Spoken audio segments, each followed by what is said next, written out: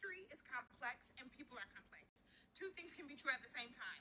The Native Americans were almost extinct, and the Native Americans were also owning slaves. Uh-oh. Hey, your bio says you're intellectually inclined, but that doesn't always mean well educated. Let's see what else you have to say. Because the reality is this, right? Let's think of it in a logical manner, right? The Native Americans, Trail of Tears, everybody is almost extinct, okay? Like, majority of the Native American tribes was almost extinct on this Trail of Tears. Your logic immediately dehumanizes native people and is incorrect. Extinction refers to the state of a species where there are no remaining members living in the wild or in captivity. Newsflash, we're not a different species. We're human. Using the word extinct implies that native peoples simply disappeared as part of some natural process. We survived genocide. The idea that Native Americans are almost extinct is a convenient myth from Manifest Destiny and settler colonialism. It allows the dominant society to avoid accountability.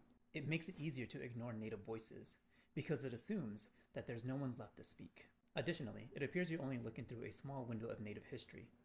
The Trail of Tears was a genocidal tactic allowed to take place because of the Indian Removal Act of 1830.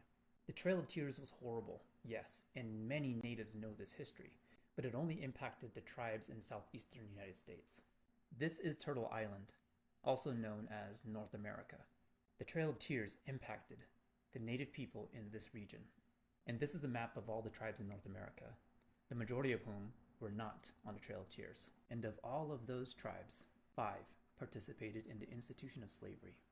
The fact that you don't know this part of your history, holding your hand, uh-oh, looks like you're also a victim of misinformation. You see, I do know history. In 1862 alone, the US government passed legislation to establish the precedent for indigenous genocide and land theft.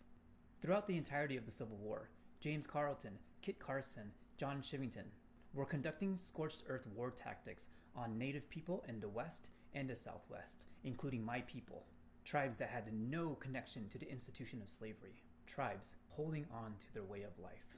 But I'm happy you scratched the surface of the dominant narrative. But there's so much more of native history you do not know. Perhaps I'll hold your hand and teach you.